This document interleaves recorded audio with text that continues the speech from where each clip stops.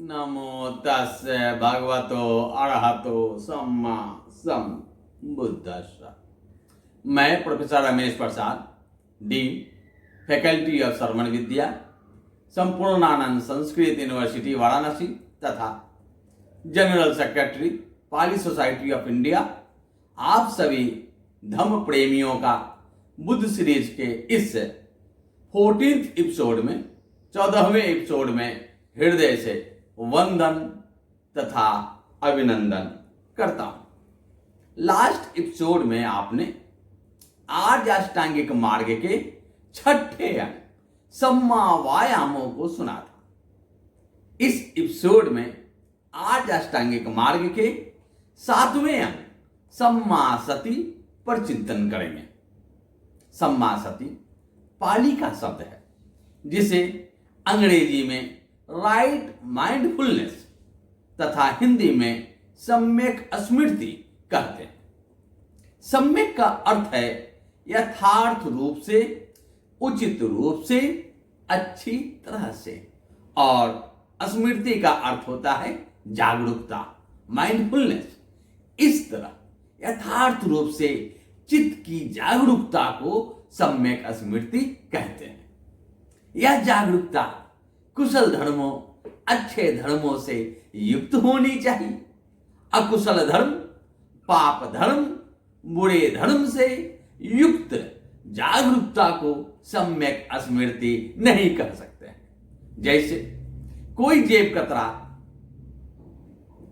जब जेब पॉकेट काटते समय या कोई चोर भी चोरी करते समय जागरूक रहता है, पूरा जागरूक रहता है, अपने को अच्छी तरह तैयार करके पूरी जागरूकता के साथ, पूरी सतर्कता के साथ जेब काटता है, चोरी करता है।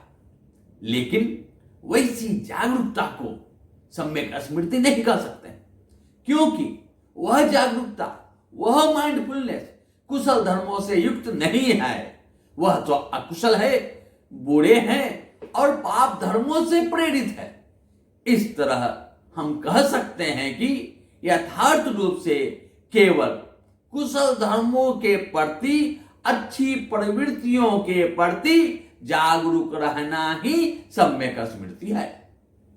जिस प्रकार एक द्वारपाल, गेटकीपर, कोई पहरेदार किसी महल अथवा होटल के मुख्य द्वार पर, मेन गेट पर खड़ा होकर उस महल या होटल में प्रवेश करने वाले प्रत्येक व्यक्ति से पूछताछ करता है। जब व्यक्ति उसे सही लगता है तभी वह उसको अंदर प्रवेश करने देता है, और जब उस पहरेदार को ऐसा लगता है कि यह व्यक्ति ठीक नहीं है, सही नहीं है, इसका अंदर प्रवेश करना उचित नहीं है, तब वह उस व्यक्ति को मुख्य द्वार पर ही रोकता है, अंदर प्रवेश करने नहीं देता है। ठीक उसी तरह यह स्मृति भी काम करती है।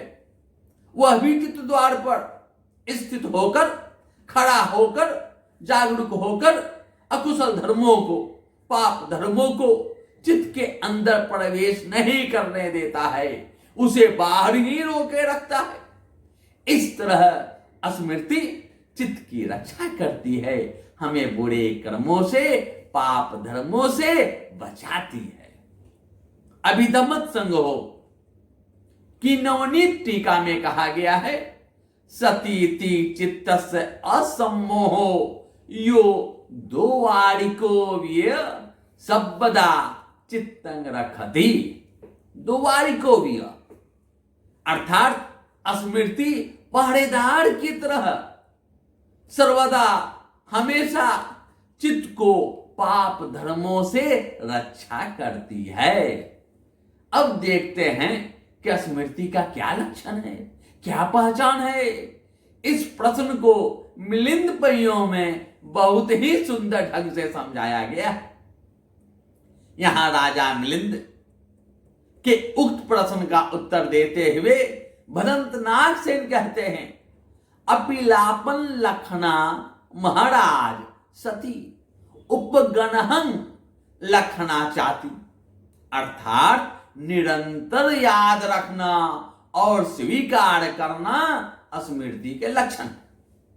यहां स्मृति के दो लक्षण बतलाए गए हैं। पहला निरंतर याद रखना और दूसरा स्वीकार करना। एक एक कर दोनों को देखते हैं। पहले देखते हैं कि कैसे निरंतर याद रखना, सर्वदा स्मरण करना स्मृति का लक्षण।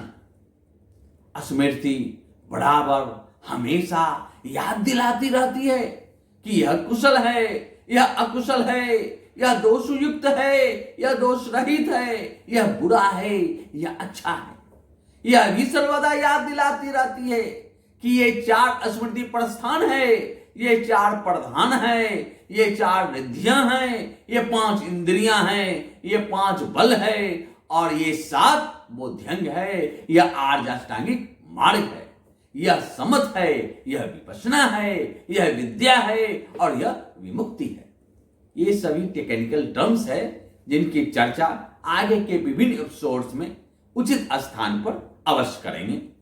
अस्तु, इस तरह याद रखने से कोई व्यक्ति, कोई साधक केवल कुशल धर्मों का ही सेवन करता है, उनका जीवन में आचरण करता है, और जो असेवनीय धर्म है, अकुशल धर्म है, जो पाप धर्म है, उनका परित्याग करता है, उनका सेवन नहीं करता है।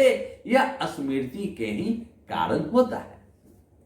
अब देखते हैं कि स्वीकार करना कैसे स्मृति के लक्षण है। स्मृति जब उत्पन्न होती है तब वो खोज करती है कि कौन धर्म हित करने वाला है, कौन धर्म अहित करने वाला है। तब उसे पता चलता है कि ये धर्म हितकर है, ये धर्म अहितकर है, ये धर्म भलाई करने वाले हैं और ये धर्म बुराई करने वाले हैं। इस तरह स्मृति से, माइंडफुल रहने से वह बुराई करने वाले धर्मों को छोड़ता है और भलाई करने वाले धर्मों को स्वीकार करता है। इस तरह स्वीकार करना स्मृति की पहचान है, स्मृति का यह लक्षण है। इसे और अधिक स्पष्ट करने के लिए एक व्यवहारिक उदाहरण से इसे देखते हैं। जैसे अगर हम किसी को उधार देते हैं तो बराबर याद रखते हैं कि हमने उसे उधार दिया है, कहीं भूल न जाए, इसलिए हमेशा याद रखे रहते हैं। यही याद रखना, निरंतर स्मरण करना स्मृति की पहली पहचान है। और जिसने उधार लिया है वह इस बात को स्वीकार करता है कि मैंने उधार लिया है। इस तरह स्वीकार करना स्मृति की दूसरी पहचान है। इस तरह निरंतर याद रखना और स्वीकार करना स्मृति के लक्षण है, स्मृति की पहचान है। कहने का तात्पर्य यह है कि सम्यक स्मृति हमें जागरूक रहने के लिए स्मरण दिलाती रहती है। चित्त का ऐसा स्मरण, चित्त की ऐसी जागरूकता सतत बनी रहनी चाहिए, अनवरत बनी रहनी चाहिए, निरंतर बढ़ती ही रहनी चाहिए। तभी हम अकुशल धर्मों से, बुरे धर्मों से स्वयं की रक्षा कर पाएंगे तथा कुशल धर्मों की ओर सदैव अग्रसर होते रहेंगे। अस्तु, सम्यक स्मृति 4 प्रकार की होती है। कायानुपश्यना, जिसको हिंदी में कायानुपश्यना कहते हैं। दूसरा वेदनानुपश्यना, वेदनानुपश्यना। तीसरा चित्तानुपश्यना, हिंदी में चित्तानुपश्यना। और चौथा धम्मानुपश्यना, जिसे हिंदी में धर्मानुपश्यना कहते हैं। यही 4 प्रकार की सम्यक स्मृति। इन चारों को संयुक्त रूप से 4 स्मृति प्रस्थान चत्तारो सतिपट्ठाना कहा जाता है। कुरु महाजनपद में कम्मासधम नामक कुरुओं के निगम में भिक्षुओं को संबोधित करते हुए तथागत बुद्ध कहते हैं, इन चारों स्मृति प्रस्थानों की साधना ही एकमात्र ऐसा मार्ग है जिससे मानव का मन निर्मल हो सकता है, उसकी चित्त पर शुद्धि हो सकती है, उसके शोक और कष्ट शांत हो सकते हैं, उसके दुख और दौड़मनस्य नष्ट हो सकते हैं, उसे ज्ञान प्राप्त हो सकता है तथा उसे निर्वाण का साक्षात्कार हो सकता है। एकायनो अयं विख्वे मग्गो सत्तानं विशुद्ध्या शोक परिदेवानं संति कमाय दुख दोमनस्सानं अथंगमाय यायस अधिगमाय निब्बानस्य सच्ची क्रियाय यदिदं चत्तारो सती पठाना। अब एक एक कर चारों स्मृति प्रस्थानों को देखते हैं। पहला है कायानुपस्सना अर्थात कायानुपश्यना, यानी काया के प्रति, इस शरीर के प्रति जागरूक रहना, इस शरीर को तटस्थ भाव से बिना किसी राग के, बिना किसी द्वेष के देखते रहना। कायानुपस्सना का आरंभ आनापान स्मृति यानी आनापान सती से होता है। देखते हैं यह आनापान स्मृति क्या है, जहां से सम्यक स्मृति दिखनी शुरू होती है। आनंति अस्सासो नो पस्सासो, अपानंति पस्सासो नो अस्सासो, अस्सास वसेन उपठानं सति, पस्सास वसेन उपठानं सति। यह विवरण पठि संविदा मग्ग के आनापान सती कथा में आया। इसके अनुसार आश्वास प्रश्वास से चित्त को एकाग्र किया जाता है। इसका अभ्यासी श्वास लेते हुए जानता है कि वह श्वास ले रहा है और श्वास छोड़ते हुए जानता है कि वह श्वास छोड़ रहा है। ऐसा करने से चंचल चित्त अन्यत्र न जाकर केवल आश्वास इन ब्रीदिंग, प्रश्वास और ब्रीदिंग पर ही एकाग्र होने लगता है। केवल आनापान कायानुपस्सना यानी श्वास लेने तथा श्वास छोड़ने को देखना मात्र ही कायानुपस्सना नहीं है। इसमें अन्य 5 स्मृतियां भी कायानुपस्सना के अंतर्गत आती है। इन 5 में पहले इरियापत कायानुपस्सना को देखते हैं। इस स्मृति में साधक चलते हुए अवस्था में चल रहा हूं यह जानता है, ठाड़ा हुआ अवस्था में ठाड़ा हूं यह जानता है, बैठे हुए अवस्था में बैठा हूं यह जानता है और सोता हुआ अवस्था में सो रहा हूं यह जानता है। ऐसी जागरूकता ही इरियापत कायानुपस्सना है। अब संपजान कायानुपस्सना को देखते हैं। इस स्मृति में साधक गमन आगमन, अवलोकन विलोकन, शरीर के सिकोड़ना, शरीर को फैलाना, यहां तक कि मल मूत्र त्याग करने की क्रियाओं को भी जागरूक होकर अच्छी तरह जानता है। प्रतिकूल मनसीकार कायानुपस्सना में साधक शरीर को पैरों से केश मस्तक तक त्वचा पर्यंत विभिन्न प्रकार की गंदगी से भरा हुआ देखता है, ताकि काया के प्रति राग न जगे, इस शरीर के प्रति आसक्ति न पैदा हो। धातु मनसिका कायानुपस्सना में साधक इस शरीर की रचना के अनुसार, इसकी स्थिति के अनुसार विचार करता है, देखता है कि इस शरीर का इतना अंश पृथ्वी धातु से, इतना अंश आपो यानी जल धातु से, इतना अंश तेजो यानी अग्नि धातु से और इतना अंश वायु धातु से निर्मित है। कायानुपस्सना का अंतिम जो प्रकार है वह 9 शिवथिक कायानुपस्सना है। इसमें साधक शमशान में पड़े हुए मृत शरीर को, शव को देखता है, जो 1 दिन का मरा हो, 2 या 3 दिन का मरा हो, जो फूल गया हो, जो नीला पड़ गया हो, जिसमें मवाद पड़ गई हो, जिसमें कीड़े लग गए हो, जिसे कौवे गीद चील खा रहे हो, जे केवल अस्थि कंकाल के रूप में सब हो। शरीर की ऐसी दशा को देखकर इस शरीर के बारे में वह सोचता है कि मेरा यह शरीर भी एक दिन इसी स्थिति में ऐसा ही हो जाएगा।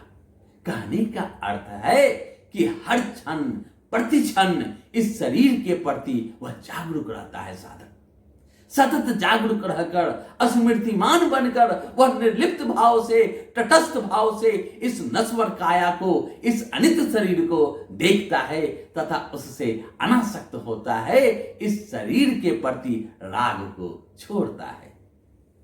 अब वेदनानुपसना की चर्चा करते हैं। वेदनाओं के प्रति जागरूकता को वेदनानुपसना कहते हैं। यह वेदना अनुभवन लक्षण वाली है। इंद्रिय के संपर्क में जब कोई विषय आता है तब उसके संबंध में जो अनुभूति होती है वही वेदना है। जैसे चक्षु आंख जब किसी रूपवान वस्तु को देखता है, वह वस्तु अगर उसके अनुकूल होता है तो वह उसमें राग पैदा करता है, उसमें सुख की अनुभूति करता है। और जब वह वस्तु उसके अनुकूल नहीं होता है, प्रतिकूल होता है, तो उसमें द्वेष पैदा करता है और उसमें दुख की अनुभूति करता है। और जब वह विषय न अनुकूल होता है और न ही प्रतिकूल होता है, तो वैसी स्थिति में न सुख की अनुभूति होती है और न ही दुख की अनुभूति होती है। वहां हम उपेक्षा भाव से रहते हैं, तटस्थ रहते हैं। स्रोत यानी कान जब अपनी प्रशंसा सुनता है तो सुखद अनुभूति करता है, जब अपनी निंदा सुनता है तो दुखद अनुभूति।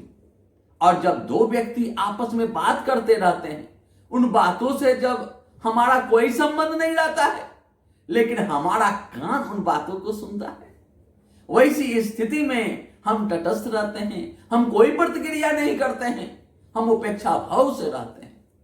यही जो सुखद अनुभूति है उसे सुखा वेदना कहते हैं, जो दुखद अनुभूति है उसे दुखा वेदना कहते हैं, और जो उपेक्षा की अनुभूति, तटस्थता का भाव जो है वो उपेक्षा वेदना है, उपेक्षा वेदना है।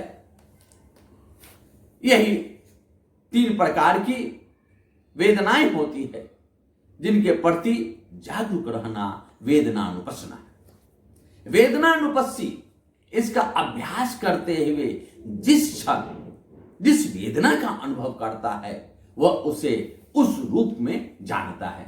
जैसे सुखा वेदना का अनुभव करते हुए ऐसा जानता है कि सुखद वेदना का अनुभव कर रहा हूं। सुखं वेदनं वेदयामीति पजानामि। इसी प्रकार दुखा वेदना तथा उपेक्षा वेदना को भी अनुभव करता है। इतना ही नहीं, इन तीनों वेदनाओं की उत्पत्ति तथा विनाश, यानी अमुक वेदना उत्पन्न हो रही है, अमुक वेदना विनष्ट हो रही है, इसके प्रति सतत जागरूक रहता है। साधक की ऐसी जागरूकता ही वेदनानुपसना है।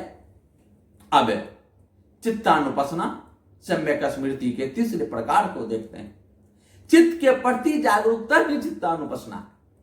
यह चित्त क्या है, इसकी विस्तार से चर्चा हम अभिधम यानी अभिधर्म संबंधी एपिसोड्स में करेंगे। वैसे भी लगता है यह एपिसोड कुछ बड़ा हो रहा है। फिलहाल यहां पर मोटे तौर पर स्थूल रूप में चित्त को मन के पर्यायवाची के रूप में ग्रहण करें। सतिपट्ठान सूत्र में 16 प्रकार के चित्तों का वर्णन किया गया है। वे हैं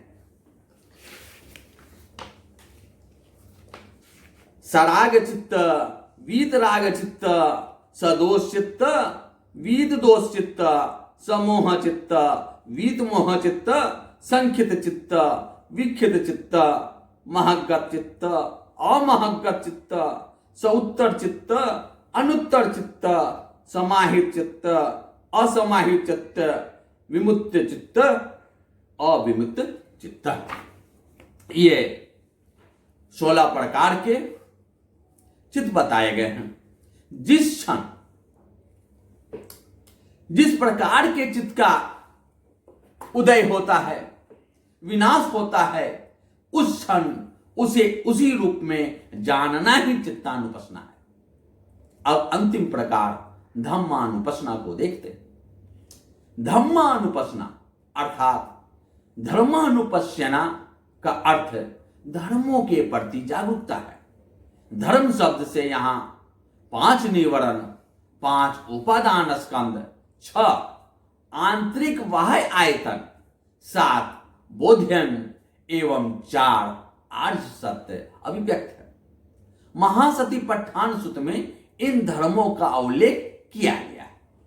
इनकी विस्तृत चर्चा, विस्तार से इसका वर्णन करने की आवश्यकता है, जिसे हम अवश्य ही करेंगे, लेकिन आगे के विभिन्न एपिसोड्स में करेंगे, उचित स्थान पर करेंगे।